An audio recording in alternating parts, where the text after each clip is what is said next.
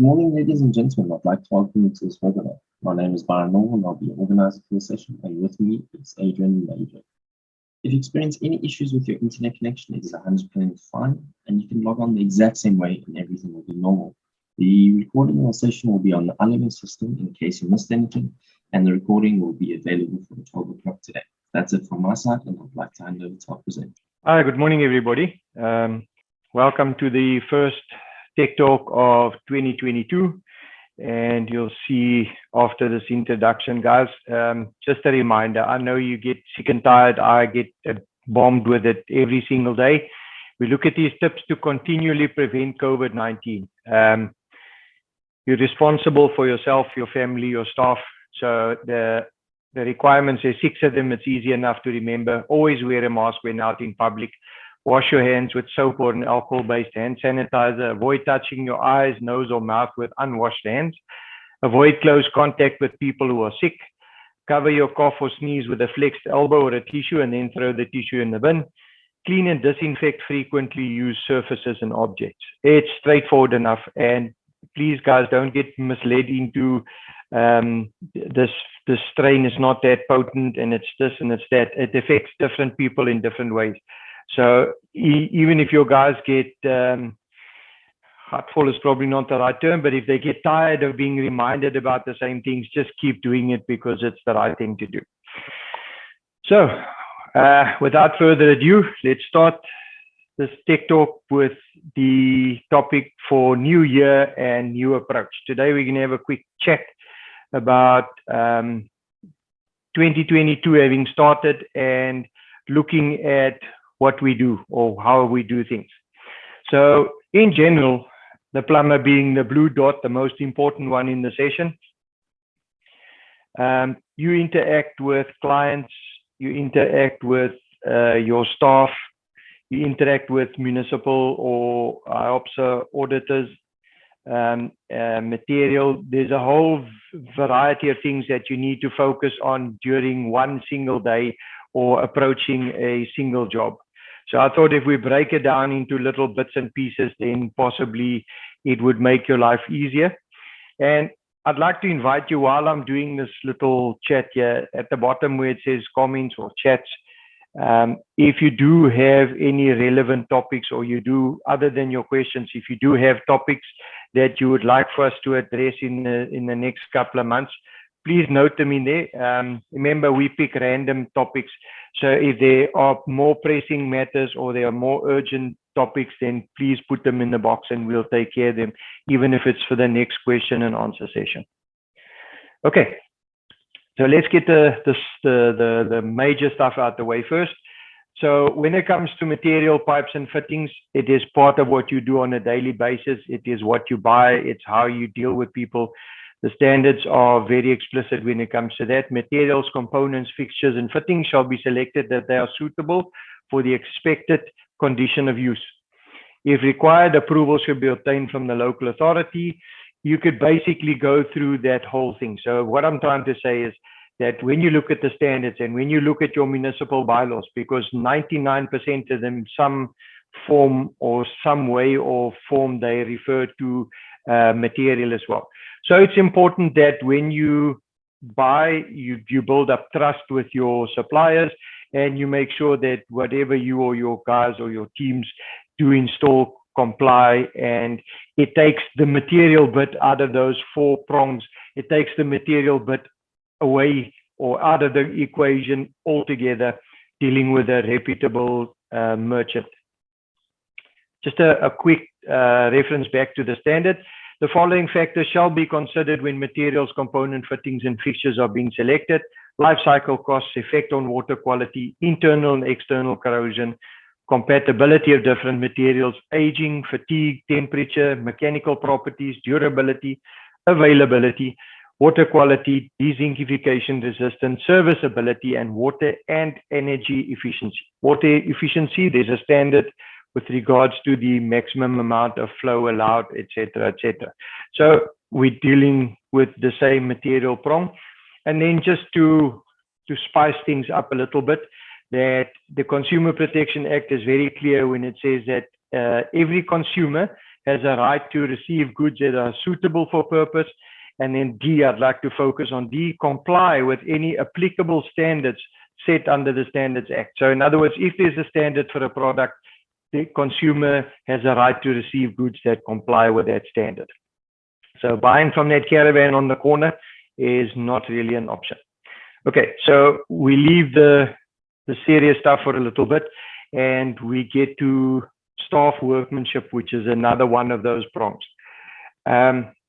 I don't have to tell you that your workforce is the backbone of your organization. Whether you are a sole proprietor with a couple of guys helping you, or whether you've got 20 teams going out in the morning, that workforce is the backbone of your organization. So the only way we're gonna have, or the only way that we do have, is to take the younger staff, mentor them, train the people that represent the face of your company.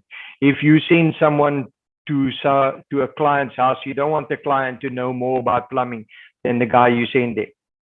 So when it comes to mentoring and training your staff, we're busy with one of those free options. We're looking at the IOPSA LMS system. If you and your guys are registered on there, got access to training material, and it automatically records what you're busy with with regards to your CPD. We've got tech talks, we've got YouTube, we've got webinars. Give the guys the opportunity, empower them with knowledge of the standards so that they know what they should be working like, or what their work should look like. Inspect, audit the work being done. So if you're signing a COC, or whether you're just having guys working in someone's place, make sure, if it's not a personal visit, make sure that you have a competent person going around checking that work. Be accountable for what your guys are doing. If you're not comfortable with the quality, help them, train them, go out with them, make sure that what they leave behind is in line with what your company represents. So I'm not going into detail. I'm not HR competent. HR is a section all on its own, but I from experience, and I've been around for a bit, any worker or any worker that is treated fairly and that feels like they're going forward and they're being empowered and they're being helped is a happy worker. And nowadays, money is tight, business is tight. The guys won't jump ship just because someone else is getting 20 cents or 50 cents an hour more if they are happy with where they are. So as far as the staff and the workmanship is concerned, if you look at that prong, it sounds simple enough. I know it's not that simple, but if we put in the effort to make sure that the staff that we do send out to people can make things work. Council inspector or municipal inspector, where they are available for the councils that do have, most of them should, or they have guys that can actually, or that have been delegated to do it, or whether it's a insurance assessor, whether it's a IOPSA compliance auditor. At some stage or the other, we're going to deal with these guys. And if we are looking at the contractors that are non-compliant, I want the, I don't want to say us and them, because it always creates that little break, or it creates that uncomfortable portion of what it's like segregation or discrimination. But it is us and them. You get the guys that go out there every single day, do their utmost best to make sure that they do proper work, and then you get the guy that comes in there at half your rates, and they end up rushing through a job, making a huge mess, and you get a phone call saying, you need to sharpen your pencil. I've already paid the previous guy hundreds of thousands of rands. Please come and help me. As far as calling for inspections, the National Building Regulation is very clear.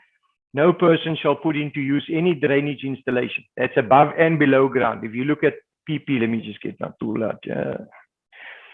If you look at PP 26 and PP 27, it's very clear. It's below and above ground drainage. So even if you do a bathroom alteration and you fiddle with those above ground drainage points, you need to get the installation inspected, tested, and passed by the local authority as complying with these regulations. So if you read line 4, there's normally a little cuff that slides in there, but we're not going to worry about it today.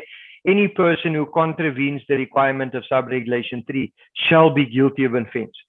take note, it says no person shall put into use. In other words, it's not only the owner of that premises, it is the plumber, it is everybody. No person shall put into use.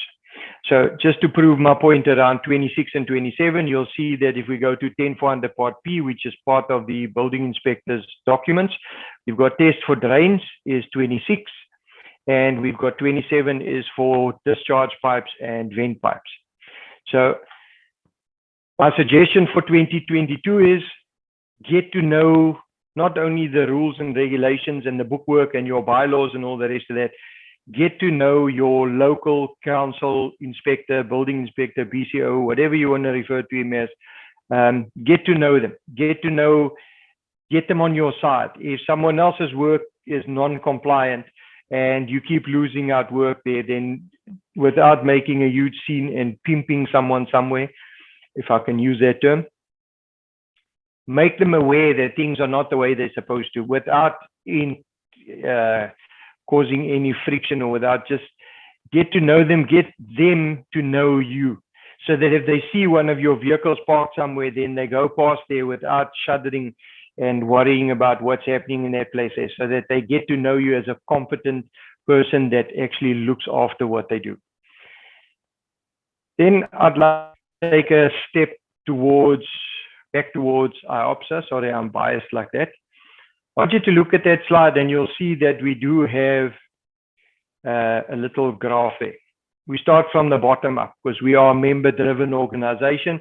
And as far as that hierarchy or that triangle works, the members down the bottom end makes up the majority of what we do. So in each of those regions as indicated there, they're not listed by size or importance or anything. It was just as I was typing, I put them in there. Each of those regions has got a regional technical representative. In that little regional exco that they have, you could either go to your regional chairman, or you can go to or ask about or find out who your regional technical representative is. Any technical queries, any assistance, advice, any interaction with the local authority, any issues between members, or any disagreements with audits or anything related to that, you are more than welcome to contact those guys. Even if your regional chairman then ends up relating back to our national technical manager, I'm sure he's lurking in the presentation somewhere. So yeah, Steve, I'm giving you more work. I'm offering our members access to you for even more work. So guys, it's not a fight that you have to fight on your own. We have got people in these regions. If all else fails, you go onto our website, you can get hold of our national technical manager directly.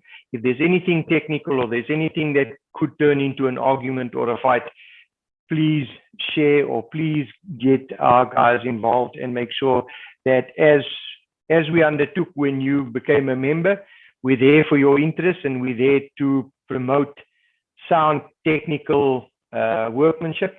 So put us to the test. See if you can find something that'll put Mr. Brown and Mr. Van Sale, get them at the edge of their seat, get them involved, because we do share problems and we do resolve them as a group. It's not a one-man show. So the invite is there, guys. This is 2022. Make sure you make use of your IOPSA membership, get the people involved. And then as far as the serious bit is concerned, I'd like to, I don't know how many of you actually read the Plumbing Africa magazine. You're supposed to. There's a little page that gets dedicated to, what do they call, Wall of Shame. So if you look in your area where you work, I'm sure from your house to your actual place of work, unless you work from home, you'll find that if you look at plumbing elevations, there's a mess or there's a problem somewhere. You can have a look at those. Unfortunately, it's that us and them thing again. You'll always be competing against that element or that portion of the industry that, putting it bluntly, they don't give a damn. They're there to make their $5 and walk away.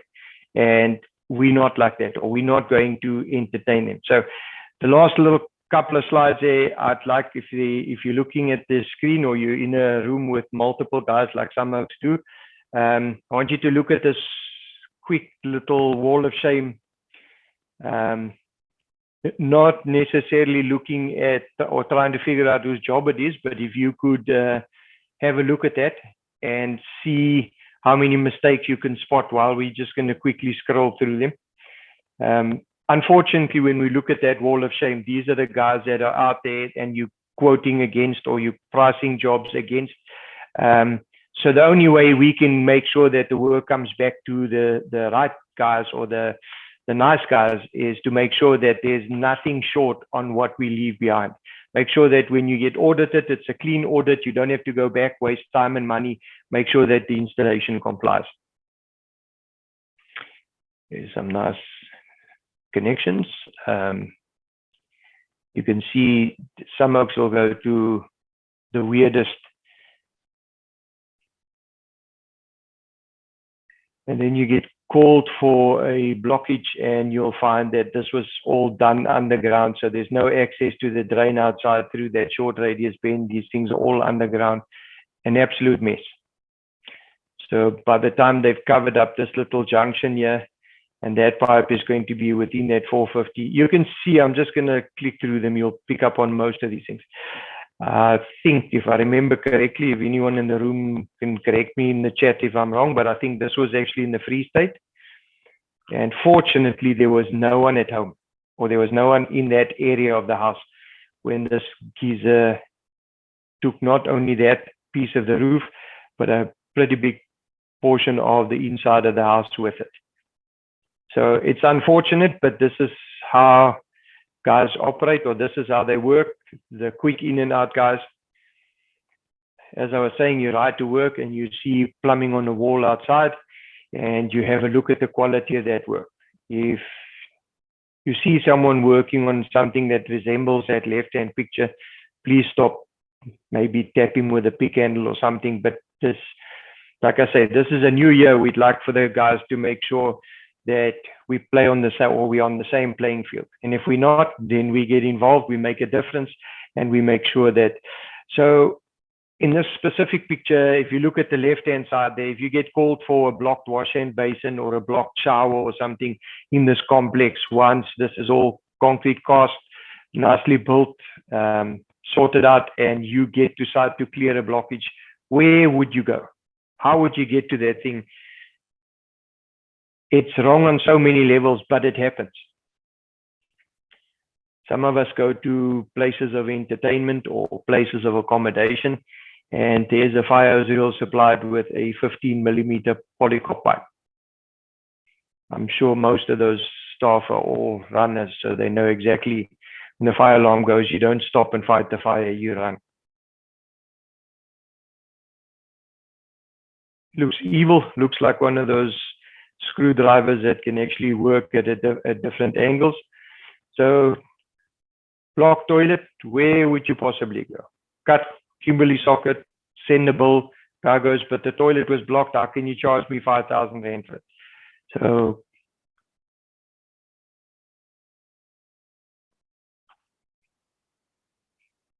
the right-hand picture, I can tell you, I took 2 weeks ago. So it's not an old thing. It's not a,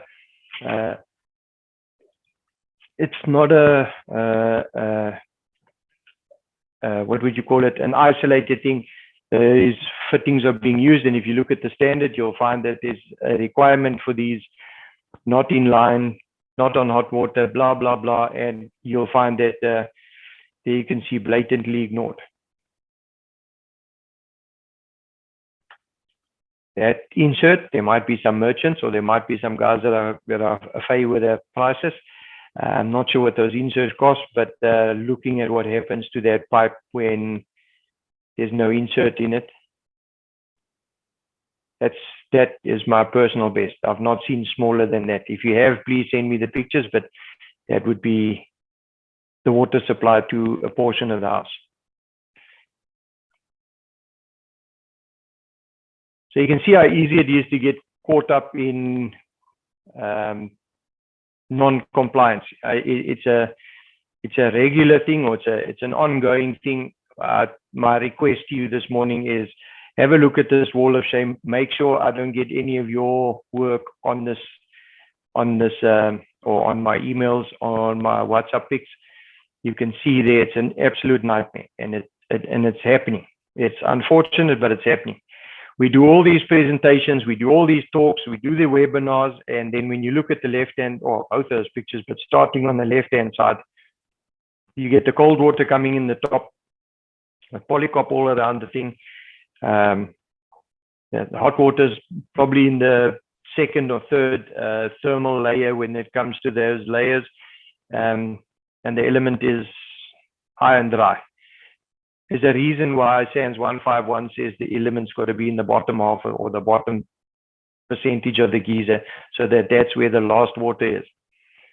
Anyway, so you look at the safety valve, we do the presentations, we do the talks, we do the questions and answers, and this is what we get.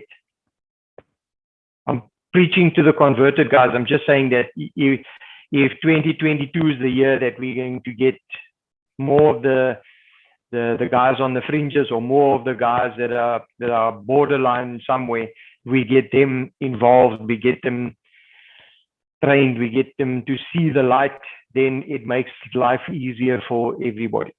So you can see there's some of these things that take special details, and having put them in, or to put them in, must have taken some form of skill, or a lapse of concentration for a couple of minutes.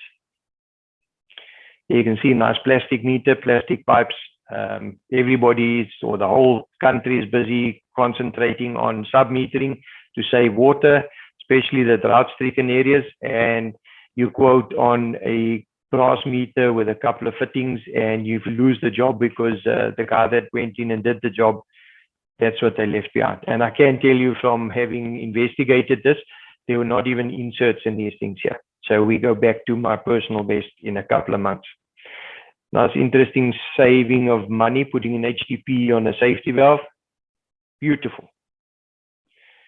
So guys, I'm flicking through these things here. You can have a chuckle about it.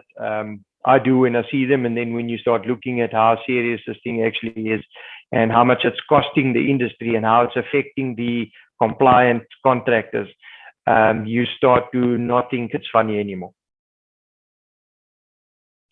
So nice, imagine you get called out for a blockage, and this was below ground. You didn't see this. So can you imagine going through there, or not finding that waste pipe coming from afar? Leaving, you'll find a lot of these restaurants and public places say, please leave it the way you would like to find it. I'd like that to apply to the plumbing that we do. If we are going to be doing plumbing, do it in such a way that if you get called out there in 20 years to do maintenance, or 6 months to do maintenance, you can actually access it and you can work on it without it being ridiculous like that. So enough of that wall of shame. Guys, have we got any questions this morning? Talk to me. We have one question here saying, is plastic water meters not allowed? They are allowed, but you'll find that SANS 1529 is the standard for water meters, and it expressly says that water meters may not be exposed to UV unless they are covered in a box or a specific type of protection, for the simple reason that they're not UV protected, and it does to some degree affect the accuracy if you get this thing to heat up and cool down. And if it's what they call a direct meter, in other words, the water's running through the same, or through the meter itself, you'll find that the sunlight on that thing, the algae grows in there to a point where you can't actually see the dials. So no, it is allowed, but it needs to be covered, and it needs to be installed in a protective box or covering like that. Okay, there aren't any other questions. Guys, you're making it too easy here. What's happening? Okay, so has anyone entered anything in the chat box with regards to possible relevant subjects or possible future topics that they'd like us to deal with? You can still do that, or you can still send that to our IOPSA website. There are plenty of contacts on there. I'd just like to finish off. I see I've got 5 more minutes. I'd like to finish off by saying that if we, the guys in the room, the guys that are going to be listening to this recording later, if we make a difference, if we go out there and we start somewhere, there's that old adage or that old joke that says you eat an elephant piece by piece. If we do that, if we start the change from ourselves and we look at our companies different and we're proud to stand up and say, okay, this is where I am. I don't care if the guy next door to me gets twice the amount of work because he uses polycop and he uses unskilled labor, etc., etc. At some stage, an audit or an inspection or a failure or a court case is going to cost him all the money that he's been trying to save all along. I want our IOPSA members, I want our members, and I want the PRB registered guys to go out there and make sure that they are safe. When they walk away from a job, this thing's not going to end up biting them. We're going to change our approach to plumbing and our approach to this industry for the better. Because I still believe, and you can ask any of Steve Brown or Brendan or anyone that we do have meetings with, I keep harping on the fact that we underestimate the plumbers when it comes to wanting to do the right thing. There's enough of the guys out there that want to do the right thing to make this industry great again. I noticed something popped up there. The person said, I've seen PEX pipes in the same state with inserts in.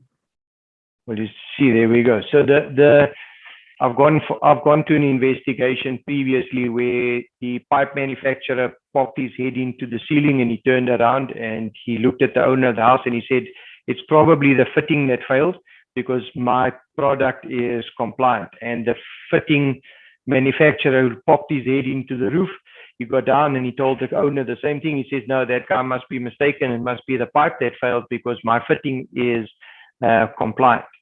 And they both walked out the room and I stood there looking at the poor plumber and he asked me, what just happened? I said to him, well, they've just both left everything with you because you've used an approved fitting and an approved pipe, but not an approved system. So both of those manufacturers walked away and they left the plumber in the lurch because he used a fitting, but not a system. So like I said, we're gonna make a difference. There's enough information out there. If there's any queries, we go back, even if we go as high up as our national technical manager and he shares it with us or whatever. If there's any hassle, share it with us. We'll take care of it. Okay. So no more questions? No. So thank you very much for the session. Is there anything you'd like to add, Steve, before we end? No, just a quick, guys, keep safe. I know like I said in the beginning, this virus is now supposedly not as potent as, or this strain is not as potent. It affects people in different ways. Keep safe, keep your workforce safe, and then we'll chat again soon. Thank you. Thank you very much. Everyone have a blessed day.